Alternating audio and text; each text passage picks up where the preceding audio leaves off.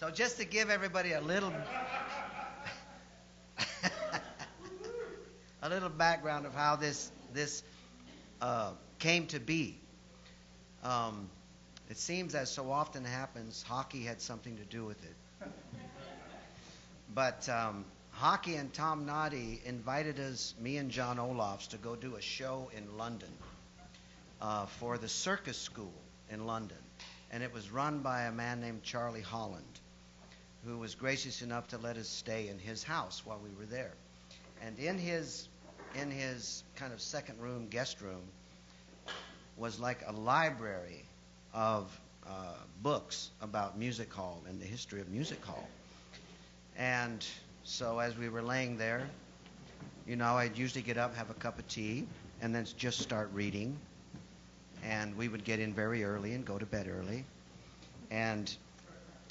But I started reading the history of this. And the music hall started in London.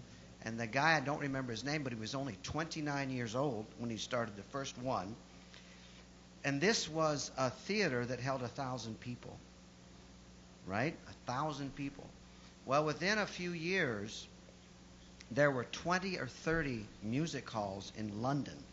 Like every section of London had 1,000 or 2,000 seat capacity for music hall entertainment, which is basically what the Moisture Festival does, variety shows. And they'd be open from 2 until midnight.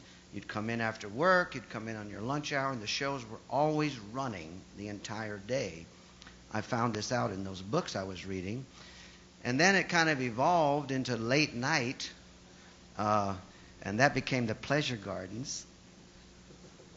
And I guess there was too much pleasure in the pleasure gardens, and so London shut them down.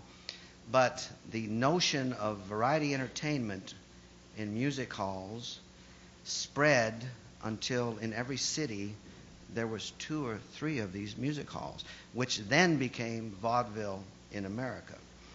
So when me and Kayla and Kathy were in Scotland, because my mother's from Scotland, we were wandering the streets of Glasgow, as one must do, and I saw a poster saying a benefit for the restoration of the older surviving music hall. So, of course, we had to go check that out. This music hall's on the 4th floor of a building as you walk up. And we walked in and we went, oh, my God, this is the pictures that they have and everything. It was just so fascinating. The next visit to Scotland, we made a point of meeting Judith. She gave us the tour. She started telling stories. And I thought, oh, my God, you have to come to the Moisture Festival so she can tell us about music halls. So Judith Bowers, ladies and gentlemen. She's actually an English girl. She's an English girl from the southwest of England. Which means you'll actually be able to understand what I'm saying. But I'm going to use the stage because I'm a diva. I can't sit and talk. I just can't do it. I've got to keep moving and picking on people. Now, the history of music hall in Scotland, actually the history of entertainment in Scotland is a little bit different than the history of entertainment in England. You see, there was this thing in 1555 called the Reformation of the Church. Now, at this time, they got rid of all the Catholics, burnt down all the monasteries and the Catholic churches, and it became Protestant or Presbyterian in Scotland. Now, in Scotland, the Presbyterian faith was so strict that any form of entertainment, singing, dancing, the playing of football, in any way drawing public attention to yourself was a criminal offence. Ladies, if we were caught gossiping, we'd be punished for that as well, with a device known as a branks, or a scold's bridle, an iron helmet with a metal spike for a mouthpiece. Now, ladies, only women can be punished as gossips, because apparently men didn't have the idle time. Bit different these days, eh, girls? Now, the thing was in Scotland that the only legitimate form of entertainment across Scotland between 1555 and the Reformation and 1773, the founding of the Theatres Act, was punishments. Punishments and hangings. In fact, these punishments and hangings were so popular as an entertainment in Glasgow that the last public hanging in Glasgow attracted an audience of over 100,000 spectators. Mostly men. You see, the man being executed was Dr. Edward William Pritchard. He had been found guilty of not just murdering his wife, but his mother-in-law as well. And a lot of the men were there to protest that it was a miscarriage of justice that the man was being hanged. But I always think that it's this kind of entertainment, execution and punishment, was what bred the modern Glasgow audience. Now, you may know that Glasgow audiences are a bit wild. In fact, when it came to the era of the music hall, the Glasgow audience very quickly gained the reputation of leaving no turn unstoned. Hence, it's the name of my talk. Now, when the first theatres opened in Glasgow, the first legitimate theatres, they were generally burned down very quickly for being the dens of the devil's iniquity. But things were to change, particularly in Glasgow. You see, Glasgow had, until the 1770s, been a genteel merchant city, very posh, yes, filled with wealthy citizens, because Glasgow made its money on tobacco and sugar.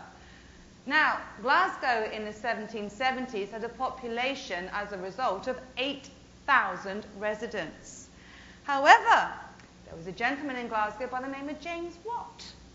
And he was to invent a device that was to revolutionise Thomas Newcomen's industrial steam engine and gave birth to the Industrial Revolution.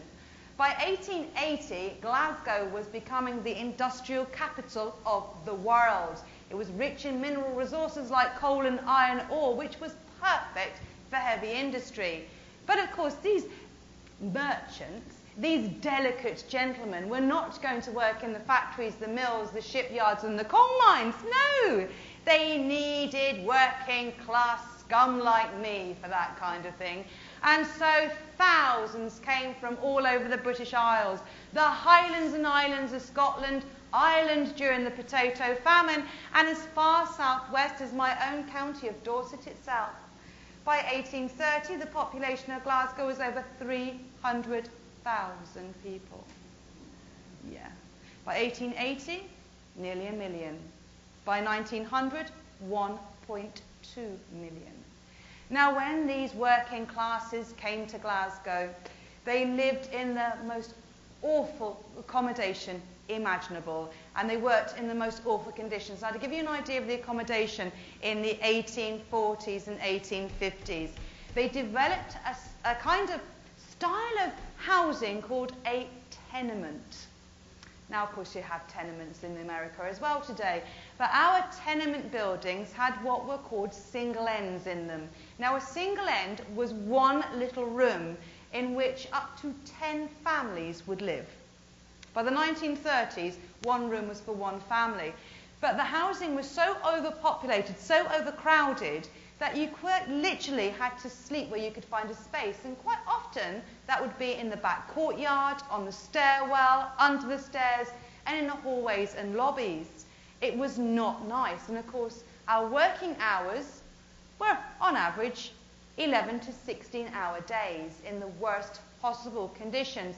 Women as well, if we were poor working classes. This meant that these people needed to be entertained. They didn't really want to go back, particularly the men, to their overcrowded accommodation. So instead, they would go to the pub. Pubs had started to appear all over Glasgow. On every street corner, there was a pub on one side, and across the road, a church. So you could go and get drunk and then go and get your sins forgiven afterwards. Yes, that's just the way it worked. So people would go to the pub, men in particular would go to the pub. Now girls, what happens to our husbands and boyfriends when they've had a wee bit too much whiskey, or when they're wet with the whiskey, as they say in Glasgow. What are they like? They suddenly think that they've got talents that when they're sober we're completely unaware of, don't they? Yeah. They suddenly jump up and do a song, or tell a rotten joke, or do a little dance. But of course, the Theatres Act, which had come into place in 1773, only governed legitimate theatre. Now let me explain the Theatres Act. The Theatres Act was brought in to make sure that any public performance was in no way rude, crude, ungodly, or treasonous. So if you were going to do a play, you would send it to Parliament. They would read it in Parliament to make sure that it wasn't rude, crude, ungodly, or treasonous in any way, and then give you permission to perform it, and that's how you got your license. But these ad hoc entertainments in public houses, this spontaneously bursting into song or telling a joke, well, generally, these little performances were rude, crude, ungodly, and treasonous in every way imaginable.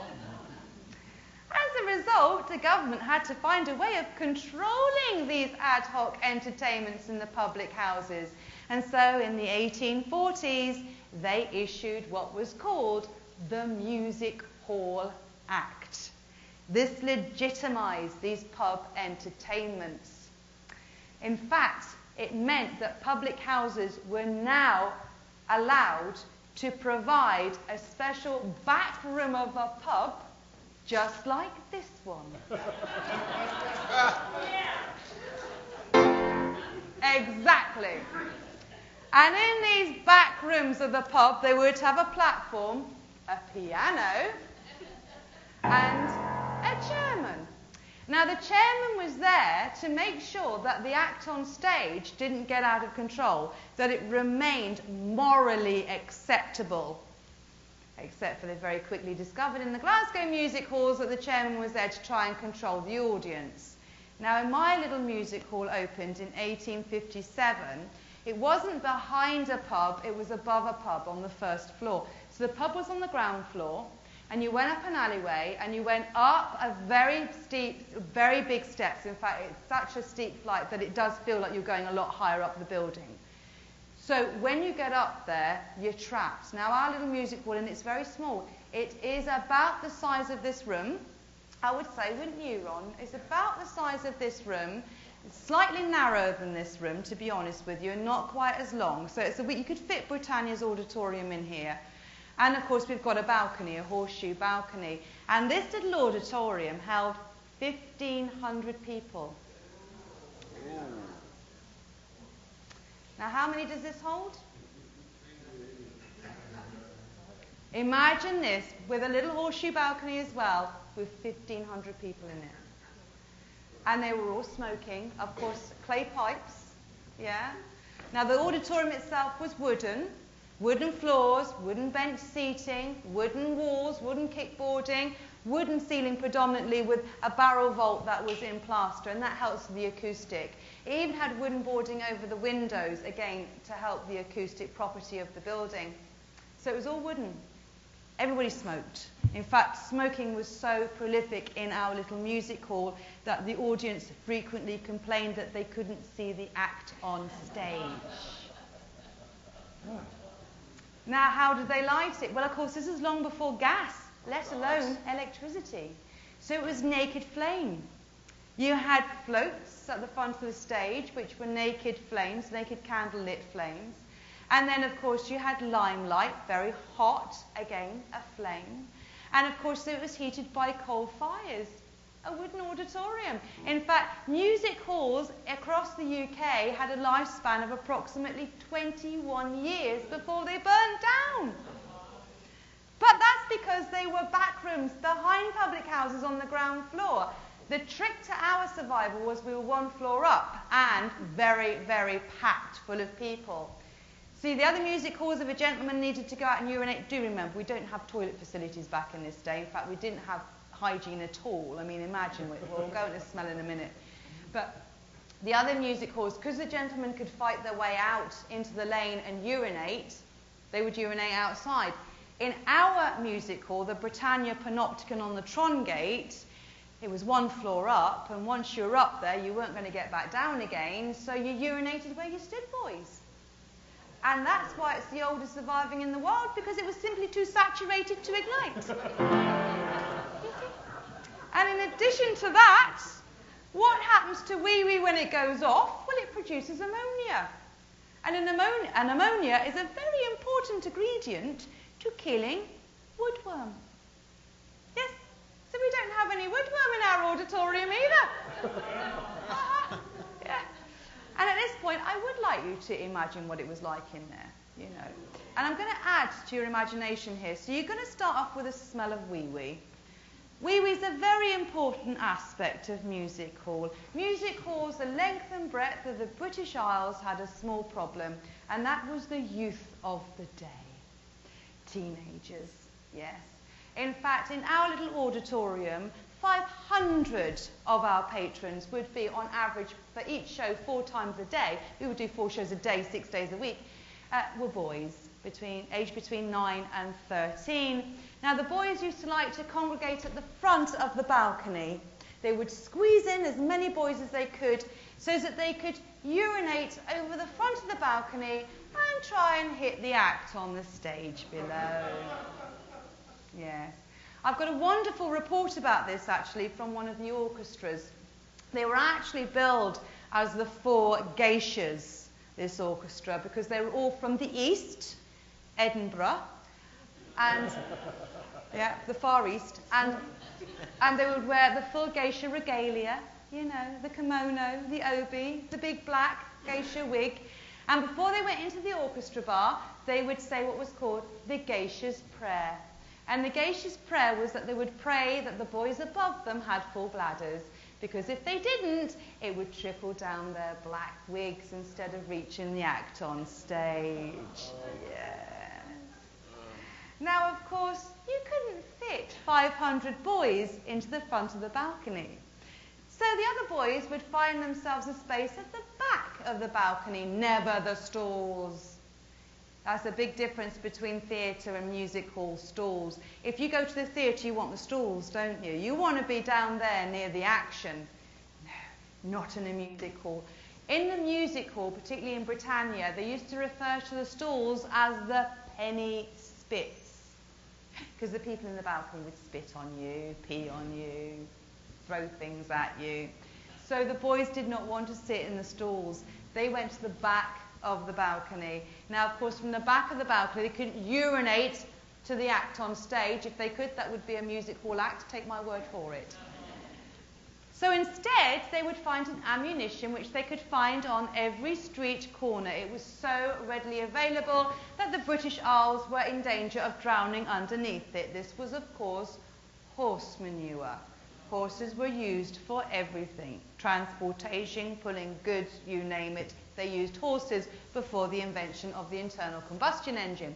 So boys would pick up nice fresh handfuls of horse manure and stick it in their pockets. And they would use it to keep their hands warm whilst they waited outside in the bitter cold winds. And once they got inside, they just waited for the first rotten act to throw it at. But of course, that's what the boys did. What about the men? Well, it was mostly men in the auditorium other than boys. You wouldn't get ladies. No. Not unless you were a... Yes, would gather in one corner of the balcony and do their trade. In fact, we're pretty sure it was this one corner of the balcony. How do I know this? The archaeology. You see, under one corner of the balcony alone, we have found over 300 fly buttons and a business card advertising Dr. Temple for diseases peculiar to men. Tells you a bit of a story, doesn't it, really? Yes. So, you know, did a fair amount of trade in there. But the men would cram into the music hall, and they would bring their own ammunition. They would bring in things like shipyard rivets, nails, screws, punchings, and the earliest form of carry-out food of its day, whelks. Yes. And they would eat the whelks and then flick the shells at the act on stage if they didn't like them.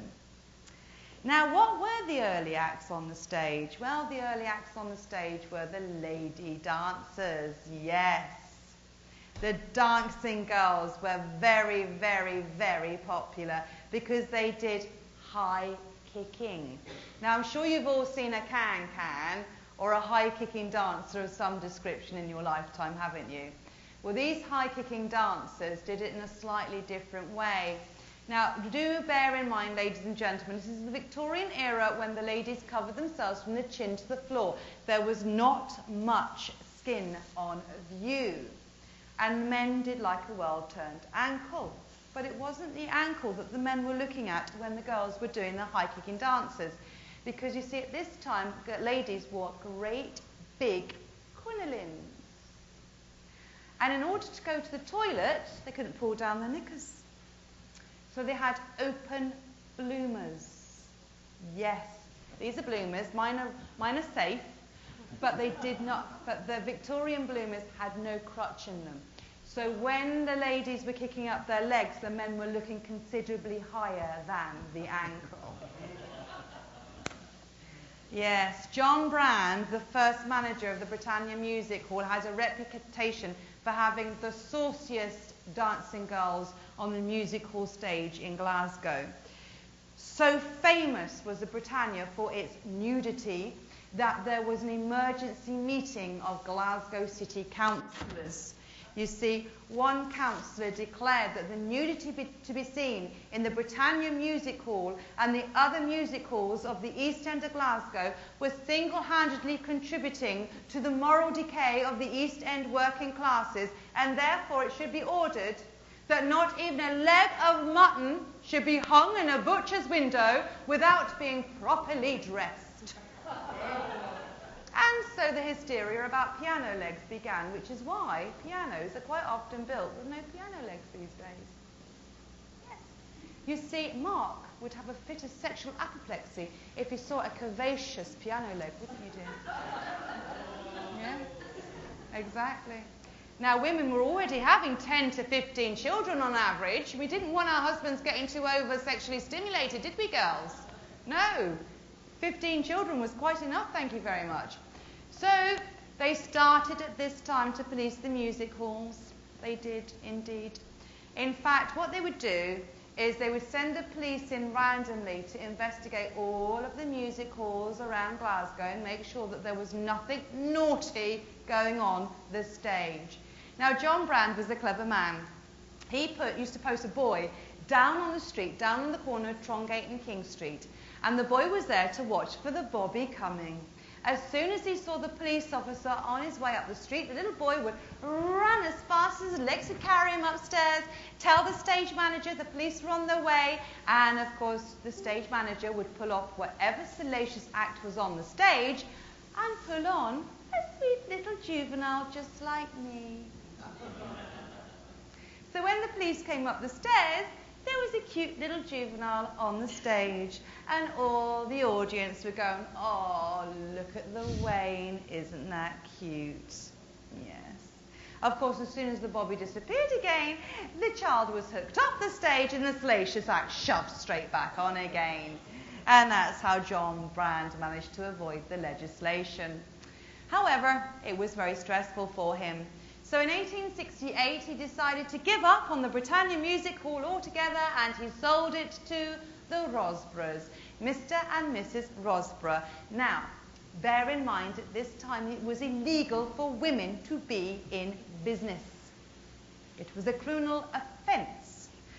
So Mrs. Rosborough, although she ran the Britannia Music Hall, hid behind her husband's name. He was the licensee. He held the license.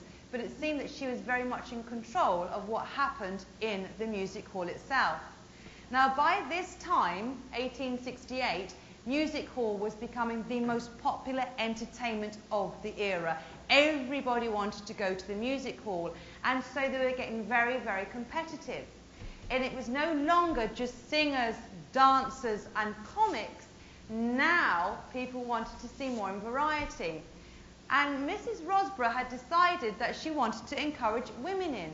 You see, those men and boys were so badly behaved, she thought that by encouraging the women in, the wives, the sisters, the mothers, the aunts, the girlfriends of all the badly behaved men and boys, it might control the behaviour in the audience. Do you think it did? No, of course it didn't. You see, men, you might think you had it hard, but women had it much tougher. Not only did we have to work in similar, in fact, worse conditions, we got paid a lot less, and we had to look after the boys and the children and do the washing and the cooking and try and keep everything going. So when women went to the music hall, they just brought their own ammunition with them, which was also free and readily available every day from the fish market. Fish guts and fish heads. And this is where you're going to close your eyes and use your olfactory imagination. So, let us think, what have we got so far? We've got the body odour of 1,500 people before the invention of indoor plumbing was standard, and people didn't actually wash. And they wouldn't wash their clothing very much, they just scraped down their outer garments and occasionally wash their undies, but do bear in mind you would only have 2 sets of clothing likely. So you've got the body odour. Add to that the smell of the wee-wee, the horse manure, the pipe tobacco, the fish heads and the fish guts. How are we doing? Yeah? Lovely smell for you? Gorgeous, isn't it? I don't think our noses would survive it. Well, I'm going to come back to smell a little bit later on because it does get worse. I'm afraid so. Yeah. But anyway, the music hall, what was going on the stage? Well, by this time, in order to encourage the women in, Mrs. Rosborough was starting to bring in circus-type variety acts, acrobats, tumblers. She even had a high wire placed across the balcony, which was great for the people sitting in the balcony. You could now flick their whelk shells at the person on the high wire and see if they could get them to fall off onto the audience below. We had a trapeze bar put in. We still have the trapeze bar. It's still there.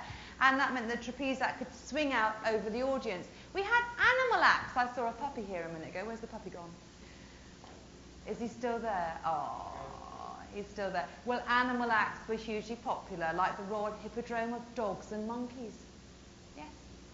The Royal Hippodrome of Dogs and Monkeys. They would dress the dogs up like horses, and they would dress the monkeys up as cavaliers, and the little monkeys would sit on the dogs and ride around the stage. And then there was things like Mademoiselle Paula, the reptile conqueror. Yeah.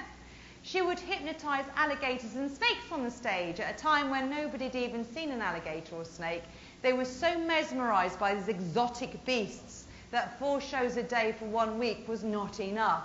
And she had to be re-engaged for an additional week to fit the thousands in that queue to see her daily. It's remarkable, isn't it? And this is at the time when the birth of the Novelty Act was coming through. Now, novelty acts, the Victorians were absolutely amazing at them. Me and Self and Hockey were talking about this the other day, weren't we, darling?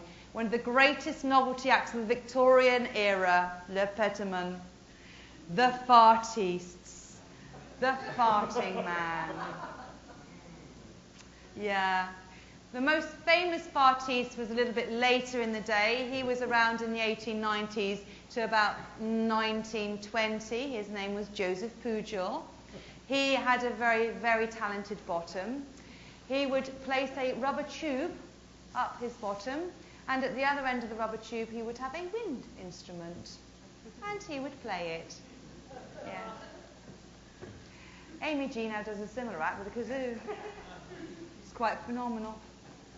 So novelty acts were really coming into their own, but circus acts were where it was at. That's really where variety was starting to spread out. So now every bill was filled with the craziest, most bizarre acts.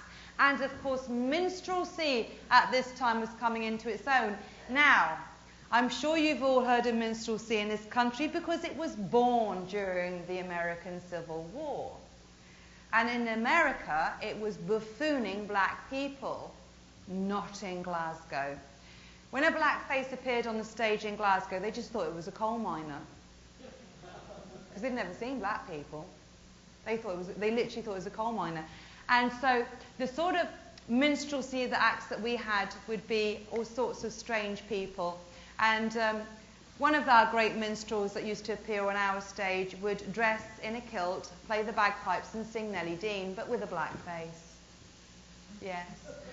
So minstrelsy, just a little bit different in Glasgow than it was in America, but you still never got an act or a show without some kind of minstrel act. It was still hugely popular. Of course, unfortunately, we can't do it today because it's politically incorrect.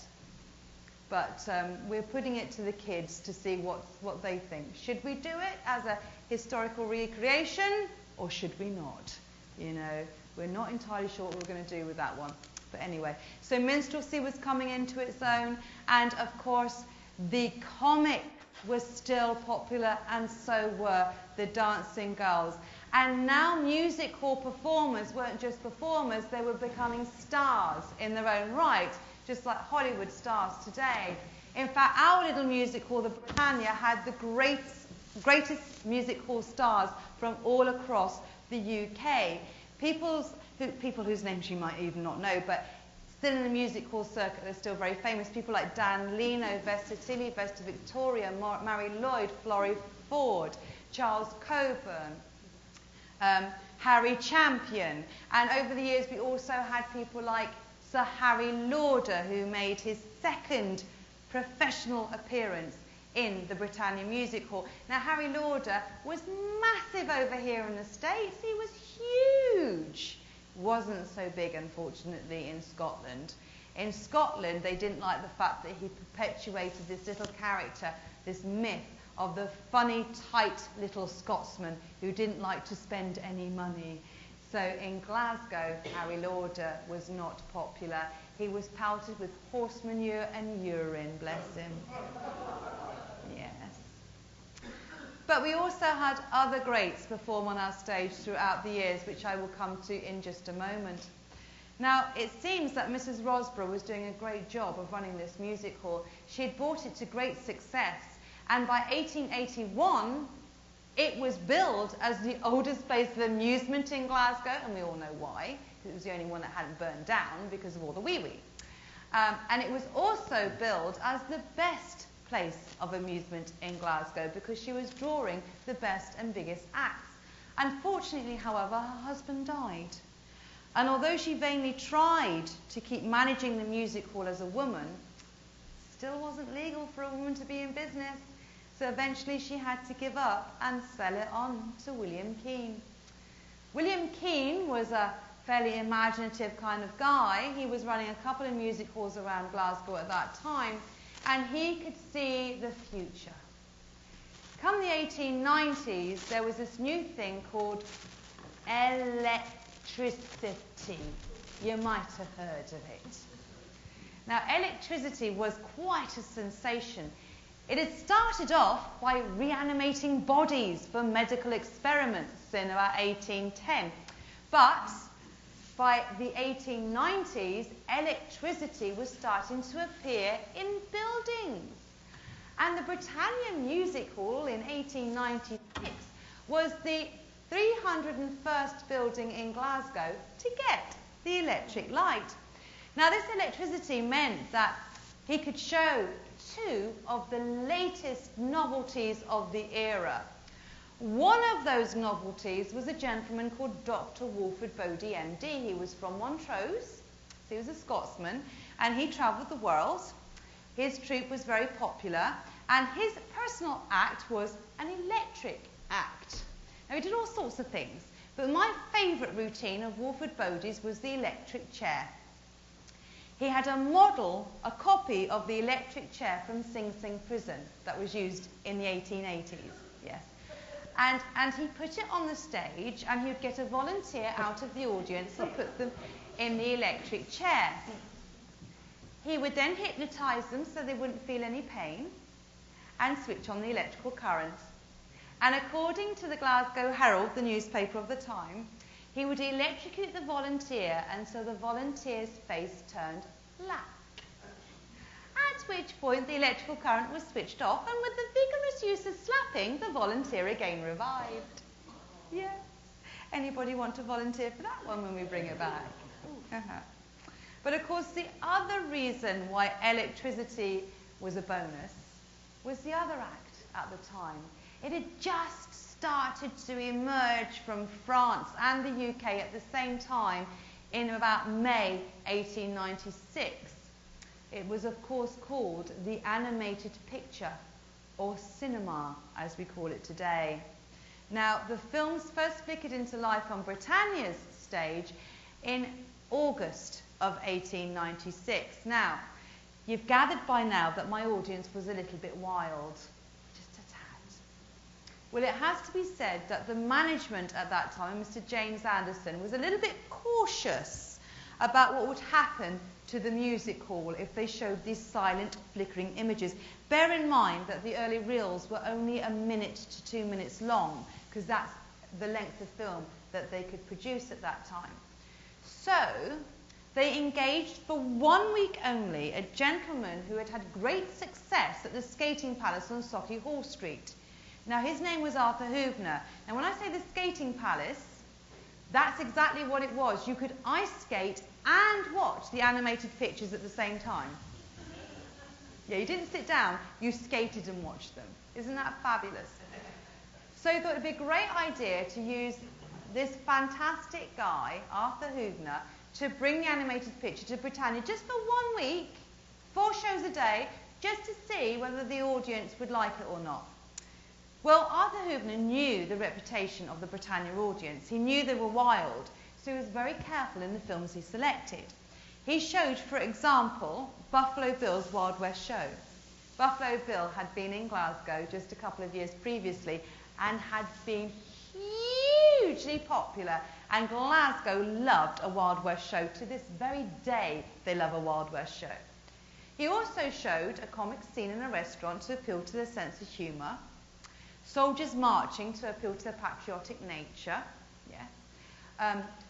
a blacksmith's forge to appeal to the working man, but because they're a bloodthirsty lot, he also showed them a lynching scene, a cockfight, and a Mexican duel. And it all ended with Loie Fuller's prismatic skirt dance. Now, Loie Fuller's prismatic skirt dance you can still find on YouTube. It was the first piece of footage by the Lumiere brothers of a performer. The first time a performer had ever been recorded on film. And if you look on YouTube, you will see it listed as Loie Fuller's serpentine dance. Have a look at it, it's fantastic. And after you've seen Loie Fuller's serpentine dance on YouTube, type in Little Titch, and you will see a parody of Loie Fuller's serpentine dance by a little tiny chap called Little Titch. It's fantastic, it's so funny. You must do it, I insist. So, the animated picture was shown for the first time in August, and the 1 week was so popular that literally, again, thousands and thousands of people queued for every showing, and thousands got turned away. So they re-engaged Arthur Hübner for an additional week, and then an additional month. The audience couldn't get enough.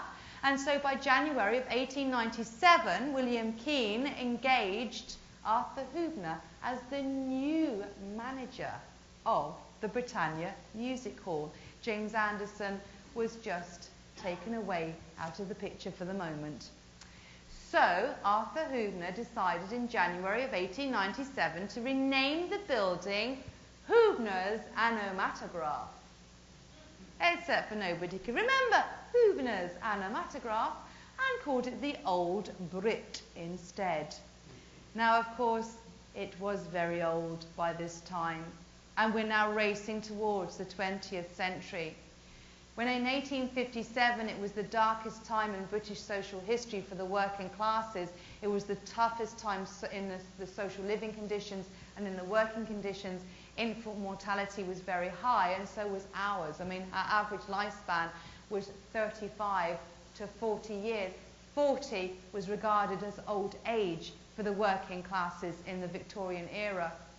By the late 1890s, everything was improving. The Housing Improvement Trust in Glasgow had meant that the old 10 families to 1 room had disappeared, and now it was 1 family to 1 room. So it was much easier, the streets were cleaner, it was a much easier life for people. By comparison to our lives today, no, it was tough. But for the Victorians, it was a much better standard of life. And the 20th century was racing towards them at such speed, and everybody was talking about the future. The 20th century, how modern that sounded. Even today, really, 20th century sounds modern. It was so modern, and everybody wanted modernity. They wanted something new and fresh. They didn't want to be reminded of the old Victorian era.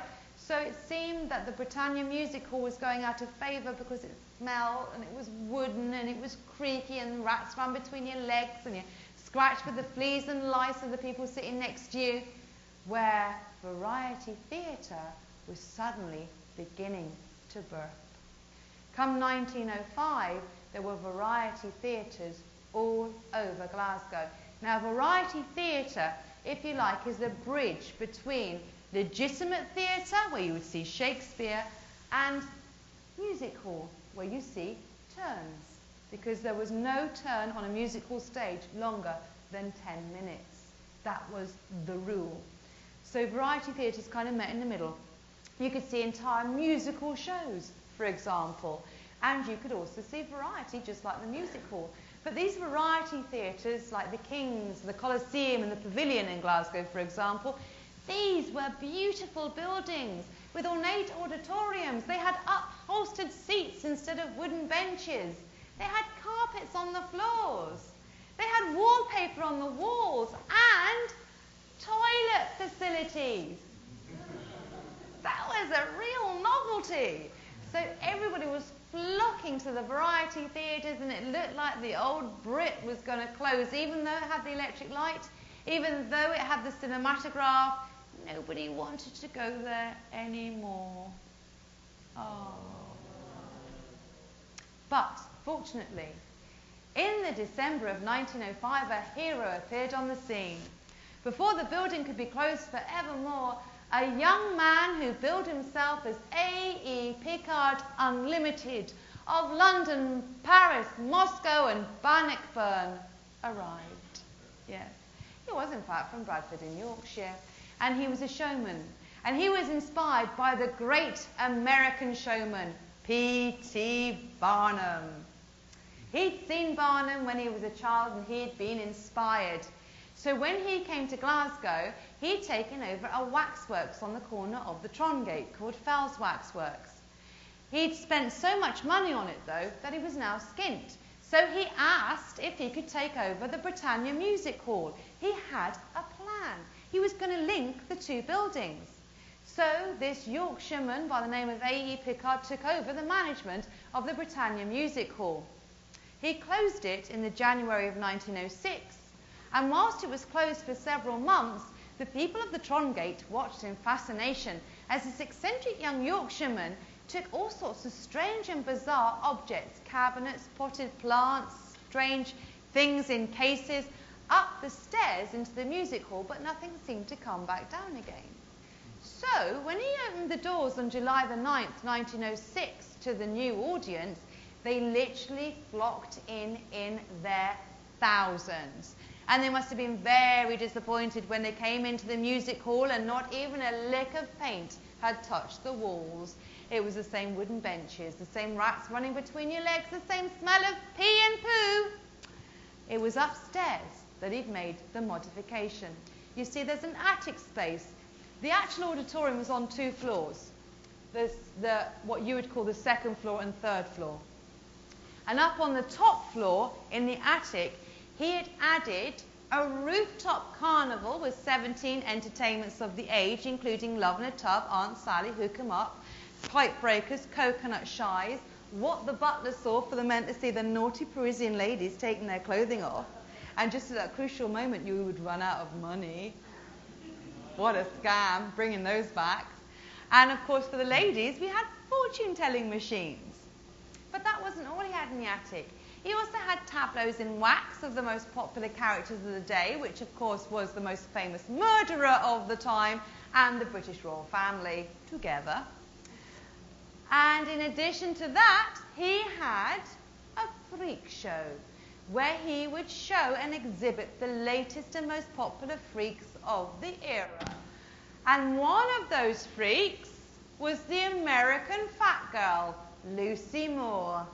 Yep, she was exhibited there 2 Decembers in a row. She came all the way over from America to Glasgow, and she was 46 stone in weight. When Lucy was leaving the building the first time, it took 8 strong men to carry her down the 4 flights of steps down into the Tron Gate.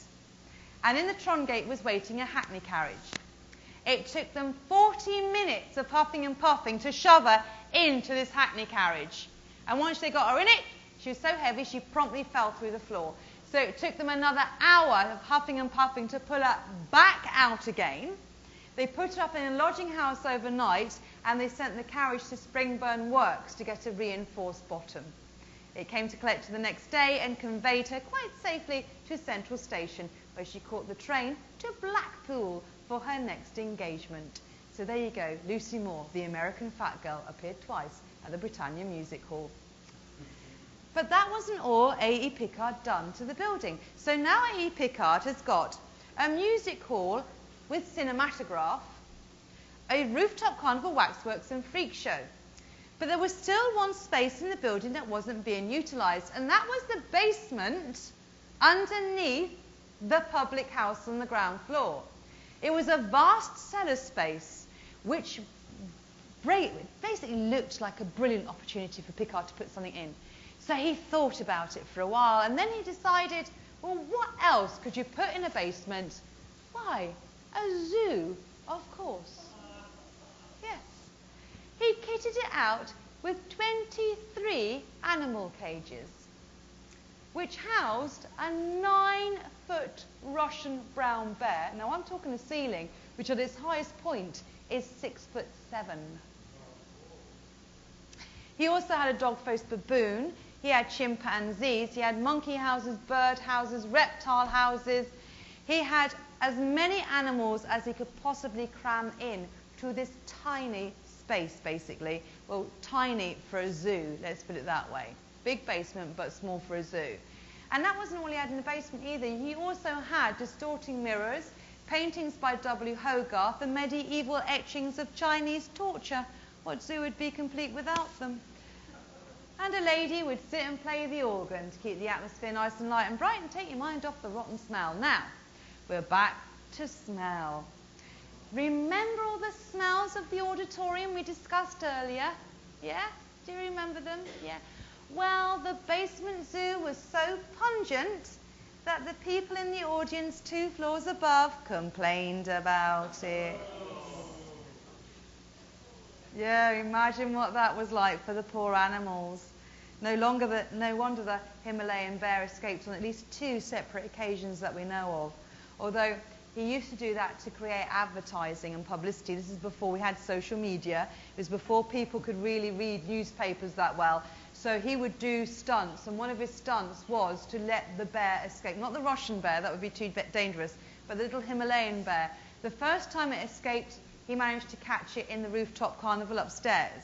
But the second time it escaped, it rampaged the Tron Gate, terrorising the locals. So A.E. Pickard donned his +4s, got out his blunderbuss, and shot it for publicity. He even recorded this with a cinematographic camera and made a film called Mr. Pickard Goes Hunting, and that piece of film still exists. It's in the Scottish Screen Archive. They keep offering to digitise it for me, and I just can't bear to think about it. I really can't. Pardon the pun, but I really can't. The cruelty would have been unbelievable by modern standards. But don't forget, at this time, people did not think about animal welfare. They were too busy worried about how they were going to survive from day to day and eat and feed their children. So unfortunately, animal welfare is a new and modern thing, and let's look after the animals today. Please, no more basement zoos. But Pickard had great success with this building. In fact, because of all the entertainments from the rooftop carnival to the basement zoo, he renamed the building, that beautiful word, Panopticon. Isn't it gorgeous? It comes from the ancient Greek pan, like panorama, meaning everything. Opti, like optician or optical, to see, to view. So you could see everything from the attic to the basement for the 1 ticket price. See everything. Isn't that marvellous? What a clever man. Trouble was, in Glasgow, Nobody could remember the word panopticon or get their tongue around it. So locally it became known as the pots and pans. And quite a few of my volunteers still call it the pots and pans to this very day. But Picard had extraordinary success with it. Now, I was saying to you that the auditorium held 1,500 people for every show.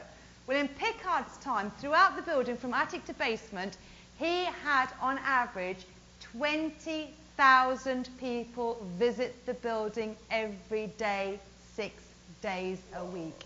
Isn't that incredible? I wouldn't want to see that many people going through today, would you, Ron? It'd be scary, wouldn't it, getting that many people through the building today, because it's a bit more dangerous today. But yes, 20,000 people plus on average going through the Panopticon. And he managed to keep it going with the freak shows and all the other exhibits and entertainments right the way through the 20s and into the hungry 30s.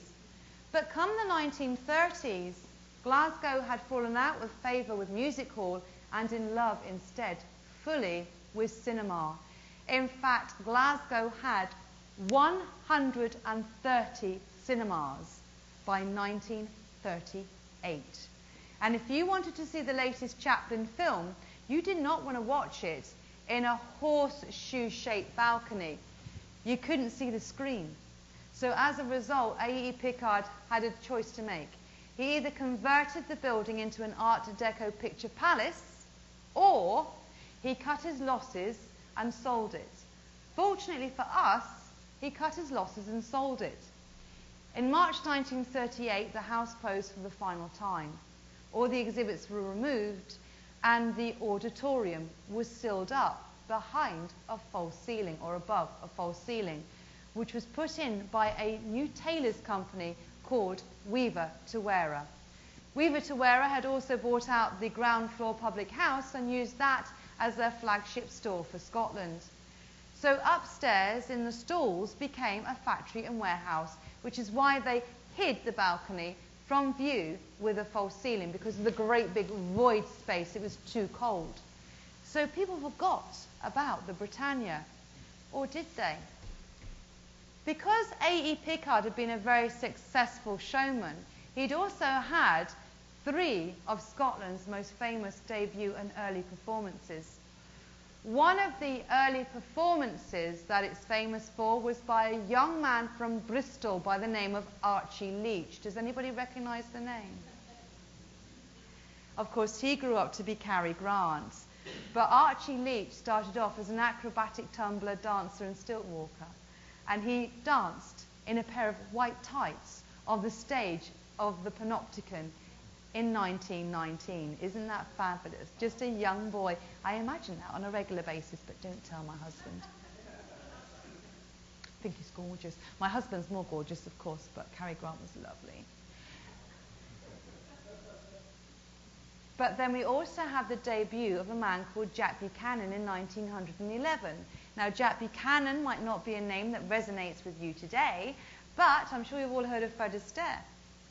Well, it was Jack Buchanan that taught Fred Astaire the top hat and tails routine that made Fred Astaire famous.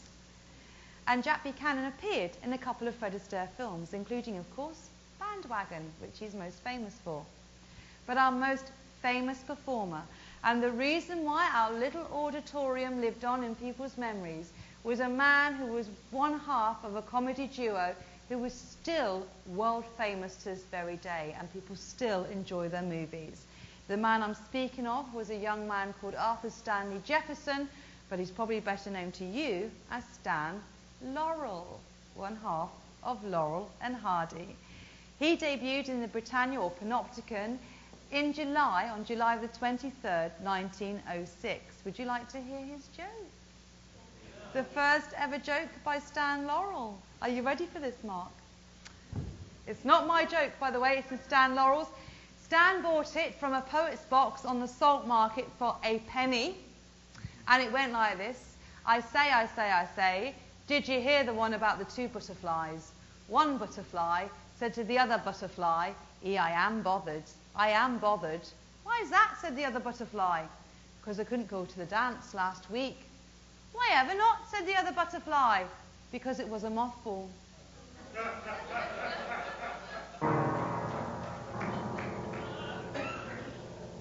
If you want to know what happened next, you'll have to go onto Amazon and download my book, Glasgow's Lost Theatre, The Story of the Britannia Music Hall. Oh, yes, because there's quite a bit that happened next. I'm not telling you here. Bribe me afterwards and I might. Now, our little music hall was silent for a very, very long time, but I found out about it in December 1990 when I was researching the history of Glasgow for a series of walking tours.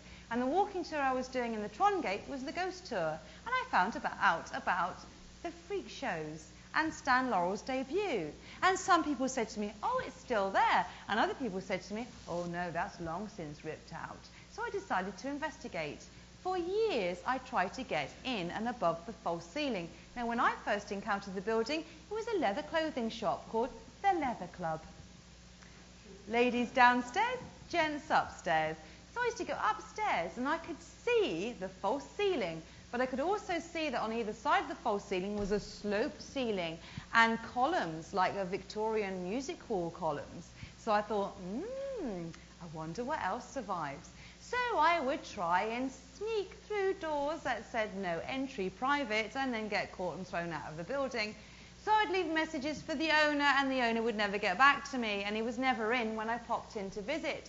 It wasn't until February the 23rd, 1997, that I was walking along the Trongate in a short skirt with a cheekbone length, red bob, and false eyelashes, full makeup, looking very cute. I was about 28 at the time, and I'm mincing along, and somebody taps on the window. It was now Mitchell's Amusement Arcade, and tapping on the window was a friend that I hadn't seen for about 3 years, a lady called Helen Campbell. I thought, great, this is my opportunity. So she said, come in for a cup of coffee. Went in for a cup of coffee. We sat in the back staff area. And as we were chatting, and I was asking her if she'd seen any of the old music hall, down the stairs came the owner of the building, a Mr. Allen. So I fluttered my eyelashes, and I smiled sweetly, and I showed even more leg, and I said, oh, go on, Mr. Allen, show me your darkened areas. Put feminism back years, ladies, I am sorry. But I managed to get where nobody before me had managed to get, and that is above that false ceiling. And I painted out that auditorium with torchlight, and believe me when I tell you that there were still bottles of beer sitting on the bench seating, as if they'd literally walked away and left it. There was also several feet of chicken poo, because during the Second World War, they'd actually used the balcony as a chicken farm to keep people in fresh eggs during the war effort. Yes. But most of that had been removed by the time that I moved in. Within 2 months, I had started running a campaign for the building because Mr. Allen had an outstanding repairs notice. The roof was in danger of collapsing and we needed to do something about the building. I refused to work for Mr. Allen because he was a commercial operator, so I went to Glasgow Building Preservation Trust and asked the lady there, Liz Davidson, for some advice. And she suggested I set up a charitable trust, which I did. We still have that charitable trust. We're a building preservation trust, and we are set up expressly to look after this marvellous building. Mr. Allen sold it to the Mitchell family in 2001 because my trust did not have the money to buy it. And Mr. Allen and his family had basically wanted to have an accidental fire, so I had to do something about getting rid of the old owners. The Mitchell family are marvellous. We actually work in partnership with the Mitchell family. We raise as much money as we possibly can for the building, and we have public subscription that also helps to pay for the campaign, and a charity shop that helps to pay for the campaign as well. We've spent over £2.2 million on the building so far. We now have a new roof, new facade, new west elevation, and while I was away, they finished, while I'm here with you chaps in Seattle, they've just finished revealing the stage. And Meredith, one of my beautiful assistants, sent me a photograph, which I sent to RB here, and he's printed it out. So we now have the original stage back as well, the very stage upon which Stan Laurel made his debut and Cary Grant danced in his tights. Yes. Whoa. And we're still raising money because we've got a long way to go before she's ready for full action. But we do music hall shows. We do silent films with live bands. We do all sorts of representations of historical performances. And I'm about to do one for you right now, ladies and gentlemen, to give you an idea of what it's like in the music hall. Now, you're going to help me. I'm going to sing a song that was made popular first by Vesta Victoria in 1892 and then by Mary Lloyd in 1900. Now, it's called Daddy Wouldn't Buy Me a Bow Wow. And when I sing it, I want you to help. I will sing a chorus, and this is what you're to do to help. In fact, Ron's going to help me demonstrate. I go, Daddy wouldn't buy me a bow wow. Right, got it? Okay, so follow Ron's lead. Pussy, please. Oh, nearly. Oh, yes. It's an animal act. Take it away, maestro, please.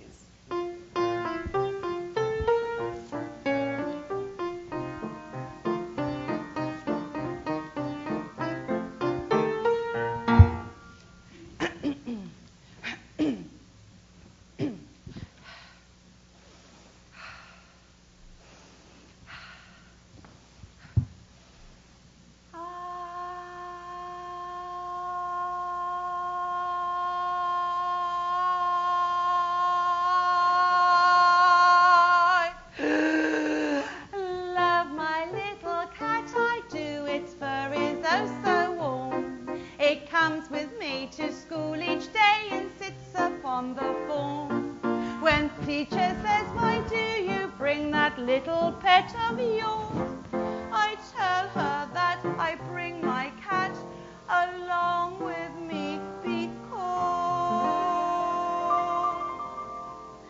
Daddy wouldn't buy me a bow wow. Daddy wouldn't buy me a bow wow. I've got a little cat and I'm very fond of that, but I'd rather have a bow wow. Two tiny dogs, such pretty little dears, but Daddy had to sell them 'cause they bit each other's ears. I cried and cried at 8 o'clock, Papa sent me to bed.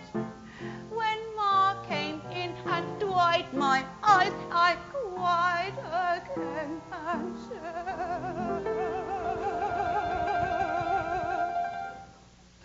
Daddy wouldn't buy me a bow wow. Daddy wouldn't buy me a bow wow. I've got a little cat and I'm very fond of that, but I'd rather have a bow wow wow. And again, Daddy wouldn't buy me a bow wow.